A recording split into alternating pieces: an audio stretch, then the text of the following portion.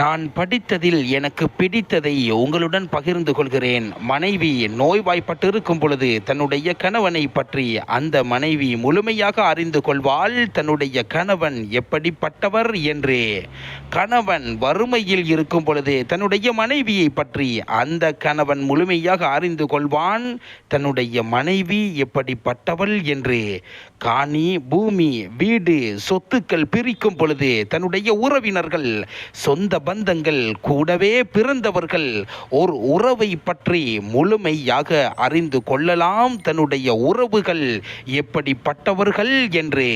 பிரச்சினையில் இருக்கும் பொழுது, சோதனைகளில் சிக்கிக் கொண்டு தவிக்கும் பொழுது தன்னுடைய தோளோடு தோள் நின்று பழகிய அன்பு நண்பர்களை பற்றி தெரிந்து கொள்ளலாம். தன்னுடைய நண்பர்கள் எப்படிப்பட்டவர்கள் என்று. ஒரு பெற்றோர் வயோதிபத்தை அடைந்ததன் பின்னால் தான் பெற்றெடுத்து வளர்த்து ஆளாக்கிய பிள்ளைகளை அறிந்து கொள்ளலாம். அந்த பிள்ளைகள் எப்படிப்பட்டவர்கள் என்று.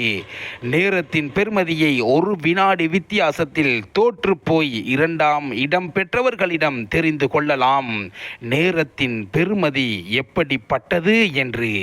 இறைவனால் கொடுக்கப்பட்டிருக்கும் கை கால்களின் பெருமதியை கை கால்கள் துண்டிக்கப்பட்டவர்களிடம் தெரிந்து கொள்ளலாம். இறைவனால் கொடுக்கப்பட்டிருக்கும் கை கால்களின் பெருமதிகள் என்ன என்று. இந்த உலகத்தில் தன்னுடைய வாரிசு என்று சொல்லிக்கொள்ள யாரும் இல்லையே என்று ஏங்கி தவிக்கும் பெற்றோர்களிடம் தெரிந்து கொள்ளலாம் ஒரு பிள்ளை குழந்தை பாக்கியத்தின் தவிப்பு எப்படி என்று. நாங்கள் அனைவர்களும் மனிதர்கள். நாங்கள் அனைவர்களும் ஏதோ ஒரு தவிப்பில் தான் வாழ்கிறோம் என்பதை மறவாமல் மனிதர்களை மதித்து வாழ பழகுவோம்.